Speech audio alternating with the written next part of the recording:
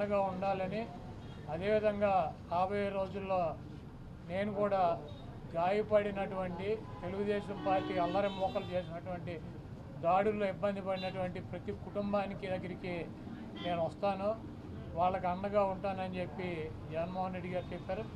అదేవిధంగా మొన్న జరిగినటువంటి ఎన్నికల్లో ఇంత మంచి చేసి ఇన్ని రకాలైనటువంటి సంక్షేమ కార్యక్రమాలు అందించి మనం ఓడిపోయాము.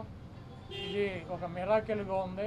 దేశవ్యాప్తంగా కూడా మన దగ్గర ఆధారాలు లేవు, అయినప్పటికీ దేశవ్యాప్తంగా మరి శకుని మామ ఎలా అయితే పాచికలు ఎలా కావాలంటే అలా వేస్తాడో అలా తెలుగుదేశం పార్టీ, జనసేన, బీజేపీ కావాల్సినట్టు అక్కడ పాచికలు పడి అని చెప్పి మా పార్టీ కానీ జగన్మోహన్ రెడ్డి గారిది కానీ మాది కానీ అభిప్రాయం. అదేవిధంగా రేపు రాబోయే రోజుల్లో ఈ 6 నెలలు కూడా కొంత టైం ఇచ్చి చూద్దాము. ఆ తర్వాత చంద్రబాబు నాయుడు చెప్పినటువంటి దొంగ హామీలని ఎట్టి పరిస్థితుల్లోనూ నెరవేర్చలేడు. ఎందుకంటే ఇవాళ చూసాం సూపర్ 6 అని పెట్టాడు. ఆ సూపర్ 6లో 18 సంవత్సరాలు దాటినటువంటి ప్రతి మహిళకి 1500 పెన్షన్ ఇస్తా అన్నాడు. రేపు 1వ తారీఖు ఇస్తున్నాడా? దాని గురించి మాట్లాడట్లా. 3 గ్యాస్ సిలిండర్లు ఇస్తా అని చెప్పాడు, దాని గురించి మాట్లాడట్లా.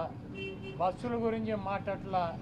అదేవిధంగా బీసీ కానీ, ఎస్సీ కానీ, ఎస్టీ కానీ వర్గాలకి 50 సంవత్సరాలు దాటిన వాళ్ళకి పెన్షన్ ఇస్తానని చెప్పాడు సూపర్ 6లో, దాని గురించి మాట్లాడట్లా. అది ఎప్పుడు ఇస్తాడో చెప్పట్లా.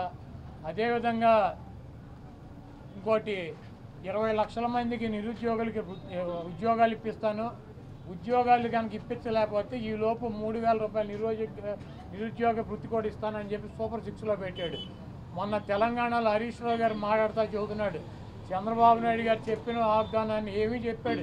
1000 రూపాయలు ఈయన పెంచింది. ఇప్పుడు వచ్చి 3000 ఆల్రెడీ ఇచ్చేది జగన్మోహన్ రెడ్డి గారు 3000 ఇస్తా అంటే ఈయన వచ్చి 1000 ఇచ్చాడు. మీరు అక్కడ 2000 ఇస్తా అంటే రేవంత్ రెడ్డి 4000 చేయాలి కాబట్టి అక్కడ ఇబ్బంది పడుతూ ఉంటాడు.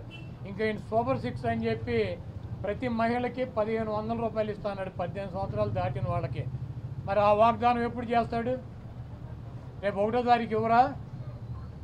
కాబట్టి తెలుగుదేశం పార్టీ ఆయన ఇచ్చినటువంటి వాగ్దానాలను, చంద్రబాబు నాయుడు చేసినటువంటి వాగ్దానాలని పక్కదారి పట్టించడానికి ఊరికినే మొన్నేమో పోలవరం వెళ్ళి వచ్చాడు సోమవారం, మళ్ళీ గురువారం ఏమో అమరావతి వెళ్ళి వచ్చి అక్కడ ఎన్ని తిరిగి ఈయన కాలక్షేపం కబుర్లు, కాలక్షేపం మాటలు, ఊరికినే ఆయన వెళ్ళి అటు ఇటు తిరిగి రావటం తప్పించి ఎప్పుడు నువ్వు సూపర్ 6 అమలు చేస్తున్నావో స్పష్టంగా చెప్పాలని చెప్పి మేము డిమాండ్ చేస్తున్నాం.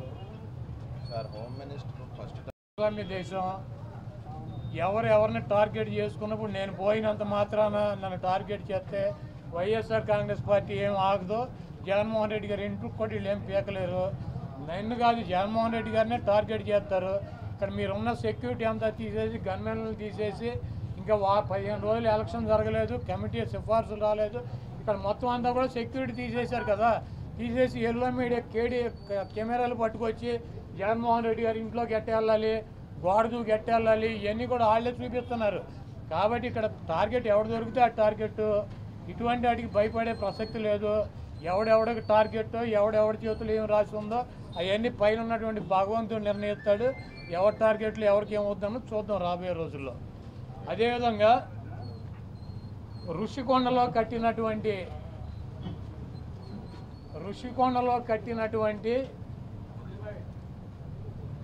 పర్యాటక కేంద్రంలో కట్టినటువంటి భవనాలని ఈ సిగ్గు ఎగ్గు లేనటువంటి తెలుగుదేశం పార్టీ, ఈ సిగ్గు ఎగ్గు లేనటువంటి ఎల్లో మీడియా అది జగన్మోహన్ రెడ్డి గారి నివాసం అని చెప్పి చూపిస్తున్నారు 3 రోజుల నుంచి.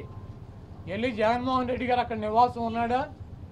జగన్మోహన్ రెడ్డి గారు 2014 నుంచి 19 దాకా ప్రతిపక్ష నాయకుడిగా ఉన్నాడు. ఆయన కార్యాలయం లోటస్ పాండ్, ఇల్లు లోటస్ పాండ్. ఆయన లోటస్ పాండ్ హైదరాబాద్ నుంచే ప్రతిపక్ష నాయకుడికి ఉన్న 5 సంవత్సరాలు నడిపాడు.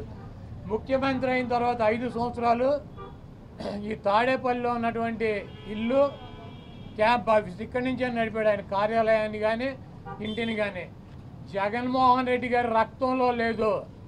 ప్రభుత్వం కట్టించినటువంటి ఇళ్లలో ఉండటం కానీ, ప్రభుత్వం కట్టించినటువంటి గెస్ట్ హౌస్లో ఉండేటువంటి కర్మ జగన్మోహన్ రెడ్డి గారికి పట్టల. జగన్మోహన్ రెడ్డి గారు వైజాగ్లో సొంత ఇల్లు కట్టుకున్నాక అక్కడ షిఫ్ట్ అవుతాడు. అంతేగాని టూరిజం ప్లేస్లో కట్టినటువంటి ఆ హౌస్లో జగన్మోహన్ రెడ్డి గారు వెళ్తాడని చెప్పి ఎవడు చెప్పాడు వీళ్ళకి వెధవులకే? అది జగన్మోహన్ రెడ్డి గారి కోసం కట్టించుకున్నటువంటి ఇల్లు అని చెప్పి రకరకాలైనటువంటి కథనాలు రాస్తున్నారు. అది ఒక అంతర్జాతీయ రాజధానిగా తీర్చిదిద్దాలన్నదే వైఎస్ఆర్ కాంగ్రెస్ పార్టీ లక్ష్యం. దాన్ని రాజధాని చేయాలన్నదే ఆ రోజు నిర్ణయించుకున్నాం. కాబట్టి అక్కడ ఇంటర్నేషనల్ సెమినార్లు జరుగుతున్నాయి. అనేక మంది ఇంటర్నేషనల్ సంబంధించినటువంటి దేశ విదేశాల నుంచి అనేక మంది పారిశ్రామికవేత్తలు వస్తున్నారు. కనీసం వాళ్ళకి సౌకర్యం ఉంటానికి అవకాశం లేనటువంటి పరిస్థితి ఉంది. కాబట్టి ఉత్తరాంధ్రలో ఉద్దానంలో దాదాపు 700 కోట్ల రూపాయలు పెట్టి హాస్పిటల్ కట్టించారు కిడ్నీ పేషెంట్ల కోసం అని చెప్పి. అదేవిధంగా విజయనగరం కావచ్చు లేదా పార్వతీపురం కావచ్చు, ఉత్తరాంధ్రలోనే 650 కోట్ల రూపాయలు పెట్టి ఒక్కొక్క మెడికల్ కాలేజీ కట్టించారు. అదేవిధంగా టూరిజం ప్లేస్లో అంతర్జాతీయ సంస్థలు కానీ వ్యక్తులు కానీ వచ్చినప్పుడు అక్కడ ఒక విధి ఉండాలని చెప్పి ఒక మంచి భవనాన్ని నిర్మిస్తే 7 బిల్డింగులు అయ్యి, ఒక బిల్డింగ్ కాదు 7 బిల్డింగుల్లో జగన్మోహన్ రెడ్డి గారు ఉండరు. 7 బిల్డింగులు కట్టారు. ఆ 7 బిల్డింగుల్లో 7 బ్లాకుల్ని చూపించేది జగన్మోహన్ రెడ్డి గారు 450 కోట్ల రూపాయలు పెట్టి ఇల్లు కట్టుకున్నారని చెప్పి ఈ దుర్మార్గమైనటువంటి ప్రచారం చేస్తున్నారు. ఇవన్నీ కూడా ప్రజలు గమనిస్తారు. చంద్రబాబు నాయుడుకి ఇచ్చినటువంటి వాగ్దానాలు నెరవేర్చలేక నీకు సూపర్ 6లో పెట్టినటువంటి వాగ్దానం 1500 రూపాయలు ఇస్తానని చెప్పావా? చెప్పలేదా? 18 సంవత్సరాలు దాటిన వాళ్ళకి రేపు 1వ తారీఖు నీకు దమ్ముంటే 20 లక్షల మంది నిరుద్యోగులకు 3000 ఇస్తానని చెప్పావా లేదా? దాని గురించి చెప్పండి. నువ్వు దొంగ వాగ్దానాలు చేసి అధికారంలోకి వచ్చావు. నువ్వు దాని గురించి మాట్లాడండి. ముందు మీరు ఈ వాగ్దానాలను డైవర్ట్ చేయాలని చెప్పి ఒకటి తీసుకెళ్ళి 4 కెమెరాలు బాత్రూములు లెట్రిన్లు డబ్బుల్లో పెట్టి 30 లక్షలు పెట్టి బాత్రూమ్ కట్టాడు. జగన్మోహన్ రెడ్డి గారు ఇల్లు అది. జగన్మోహన్ రెడ్డి గారు ఎప్పుడన్నా ప్రభుత్వ కార్యాలయాలు ఉన్నాడా? జగన్మోహన్ రెడ్డి గారు ఎప్పుడన్నా ప్రభుత్వం గెస్ట్ హౌస్లో ఉన్నాడా? జగన్మోహన్ రెడ్డి గారు ఇల్లు కట్టించుకుని వెళ్తాడు వైజాగ్. నీకు మళ్ళీ ఎవడో కొంపలో దూరేటువంటి పరిస్థితి జగన్మోహన్ రెడ్డి గారికి ఉండదు. కాబట్టి జగన్మోహన్ రెడ్డి గారికి కట్టించినటువంటి ఇల్లు కాదు అది టూరిజం సంస్థ ద్వారా టూరిజానికి సంబంధించి కట్టించినటువంటి 7 బ్లాకులు వాటిని కట్టారు.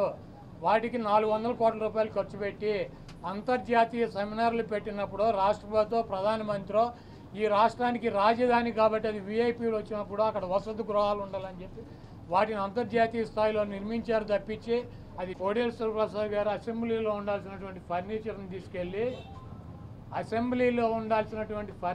తీసుకువెళ్ళి ఎక్కడేసాడు? ఆయన బైక్ షోరూమ్లో వేసుకున్నాడు.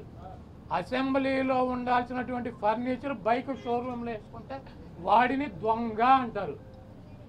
సీఎం క్యాంపు కార్యాలయానికి ప్రభుత్వం వచ్చినటువంటి విజిటర్స్ కోసం ఒక కార్యాలయం సీఎం జగన్మోహన్ రెడ్డి గారి కార్యాలయం అయితే ఒక 10 మంది 20 మంది కూర్చుంటాకుంటుంది. ఒక ముఖ్యమంత్రి కార్యాలయం కాబట్టి అక్కడ అదనపు వసతులు కావాలని చెప్పి ప్రభుత్వం కల్పిస్తుంది. ముష్టి పట్టుకుపోతే పట్టుకుపోండి, లేకపోతే డబ్బు విలువ చెప్తే కడతామని ఫస్ట్ రోజు చెప్పాం. దీని గురించి ఏమైనా రాద్దాం కావాలంటే పట్టుకుపోండి. ఒక్కలో ఫర్నిచరు ఎంత? ముష్టి ఫర్నిచర్ ఎంత ఉంటుంది? కావాలండి పట్టుకురండి. మేము షోరూమ్లో వేసుకున్నాం, తీసుకెళ్ళి మా సాక్షి ఆఫీసులో వేసామా?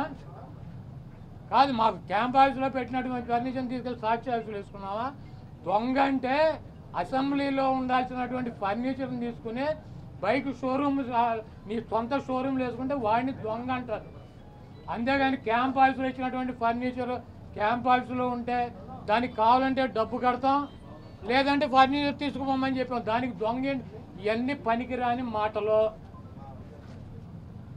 ఋషికొండ ఫర్నిచరు దాడులు, కొడాల నాని టార్గెట్టు, జగన్మోహన్ రెడ్డి టార్గెట్టు, ఇక్కడ పోలీసులు తీసాం. ఇవన్నీ సొల్లు పురాణం. మీ చేతనేం చేసుకోండి, నో ప్రాబ్లం. మీరు సూపర్ 6లో పెట్టినటువంటి వాగ్దానాలనే మీరు ఎప్పుడు అమలు చేస్తున్నారో చెప్పాలి. జగన్మోహన్ రెడ్డి గారు తరఫున మేము అడుగుతున్నాం. వైఎస్ఆర్ కాంగ్రెస్ పార్టీ తరఫున చంద్రబాబు నాయుడు అమలు చేసే బాధ్యత నాదని చెప్పి పవన్ కళ్యాణ్ గారు కూడా చెప్పాడు. కాబట్టి ఇవన్నీ సొల్లు పురాణాలు వద్దు. మీరు చేతనేం చేసుకోండి, నో ప్రాబ్లం. మీరు ఎవరిని చంపేయాలో చంపేయండి, ఎవరిని కొట్టాలని ఉన్నారు కొట్టండి, ఏం చేయాలని ఉన్నారు చేసుకోండి. మీరు సూపర్ 6లో ఇచ్చినటువంటి వాగ్దానాలనే 1వ తారీఖు నుంచి 4000 పెన్షన్తో పాటు అమలు చేస్తున్నారా లేదా దీనికి స్పష్టంగా సమాధానం చెప్పండి. మరిన్ని వీడియోస్ కోసం ఛానల్ ని సబ్స్క్రైబ్ చేయండి, లేటెస్ట్ అప్డేట్స్ కోసం వాట్సాప్ ఛానల్ ని ఫాలో చేయండి అండ్ లింక్ డిస్క్రిప్షన్ లో ఉంది.